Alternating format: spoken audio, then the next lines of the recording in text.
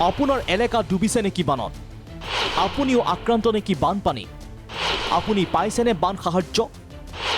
সাহায্যৰ বাবদ আপুনি কি পাব লাগে চৰকাৰ আহে চৰকাৰ যায় কিন্তু জনতাৰ দুৰ্দশাৰ শেষ নহয় আকৌ আহিছে বানত ডুবিছে ৰাজ্যৰ বিস্তীৰ্ণ অঞ্চল এ পৰ্যন্ত ক্ষতিগ্ৰস্ত 22 জিলাৰ 13 শতাধিক গাঁও ইয়াৰে ভিতৰত কৰিমগঞ্জৰ 279খন গাঁও তামুলপুৰৰ 84খন গাঁও ওদালগুৰিৰ 51খন গাঁও কামৰূপৰ 182খন গাঁও কোকৰাঝাৰৰ 70খন গাঁও দক্ষিণ শালমৰাৰ 66খন গাঁও নলবাৰীৰ 99খন দৰঙৰ 82 আৰু গোৱালপাৰাৰ 94খন গাঁও বানত বুৰ গৈ আছে ক্ষতিগ্ৰস্ত প্ৰায় 4,10,000 লোক বিভাগীয় তথ্য অনুসৰি বানত ক্ষতিগ্ৰস্ত জিলা কেইখনত 105টা আশ্ৰয় শিবিৰত 78টা সাহায্য কেন্দ্ৰ স্থাপন কৰা হৈছে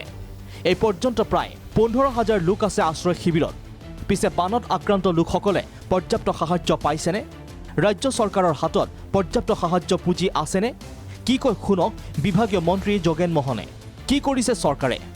প্ৰতিটো কেম্পতে আমাৰ circle officer district disaster management অথৰিটিৰ পৰা আজদামাৰ পৰা আমি প্ৰতিখন জিলাতে আমি সাফিচিয়েণ্ট পুঁজি দিয়া আছে আৰু তেওঁলোকে উদ্ধাৰ অভিযানে হওক আমাৰ এছডিআৰএফ এনডিআৰএফ বাহিনী মজুত আছে 53টা এছডিআৰএফ বাহিনী অসমত আমি ডিপ্লয় কৰি ৰাখিছোঁ আৰু গোটেই চাৰ্কুলসমূহত কেন্দ্ৰসমূহত যাতে কোনো ধৰণৰ অসুবিধা নাপায় তাৰ কাৰণে আমি ৰেভিনিউ ডিজাস্টাৰ মেনেজমেণ্টৰ ফালৰ পৰা আমি চাৰ্কুল অফিচাৰ ডিচিসকলক ৰিভিউ কৰি আছোঁ আৰু ইতিমধ্যে যাতে কোনো ক্ষেত্ৰতে আমি আনকি গৰু আজাৰ যিটো খাদ্য পশু খাদ্য তাৰো যাতে অসুবিধা নহয় তাৰ কাৰণে আমি ষ্টক কৰি ৰখাৰ পৰা আমি আগতেই তেওঁলোককো নিৰ্দেশ দিয়া আছে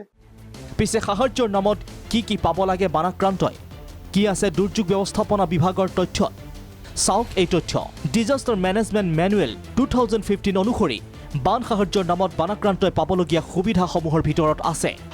বান সাহায্য দৈনিক খাদ্য প্ৰাপ্তবয়স্ক 600 গ্ৰাম শিশু 400 গ্ৰাম দাইল 100 গ্ৰাম নিমখ 30 গ্ৰাম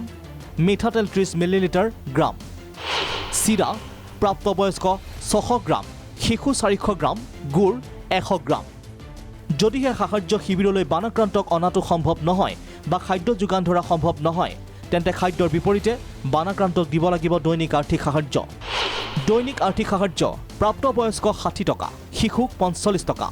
পিছে অকল বানাক্ৰান্ত লোককে নহয় বানত ক্ষতিগ্ৰস্ত পশুৰ বাবেও ৰাজ্য চৰকাৰে দৈনিক নিৰ্দিষ্ট পৰিমাণৰ খাদ্য যোগান ধৰাটো বাধ্যতামূলক বিশেষকৈ পশু খাদ্য মহৰ বাবে 5 কিলো গৰুৰ বাবে 4 কিলো ঘোঁৰাৰ বাবে 5 কিলো ছাগলী আৰু ভেড়াৰ বাবে 1 কিলো খাদ্য যোগান ধৰাটো বাধ্যতামূলক যদিহে খাদ্য যোগান ধৰাত ব্যৰ্থ হয় তেন্তে খাদ্যৰ বাবদ পশুৰ গৰাকীক আদায় দিব লাগিব দৈনিক আৰ্থিক সাহায্য ডাঙৰ পশুৰ বাবদ 70 টকাকৈ সৰু পশুৰ বাবদ 35 টকাকৈ ৰব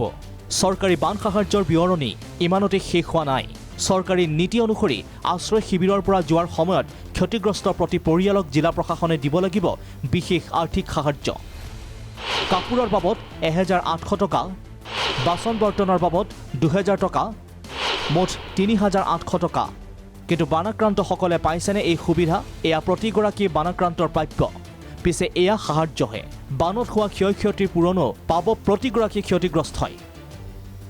পিছে কি ক্ষতিৰ বিনিময়ত কিমান পাব ক্ষতিপূৰণ এই তথ্যলৈ আমি আহিম পৰৱৰ্তী প্ৰতিবেদনত মৰাণৰ পৰা দেৱজিৎ গগৈৰ সহযোগত ৰমেন কলিতাৰ ৰিপৰ্ট প্ৰাগ নিউজ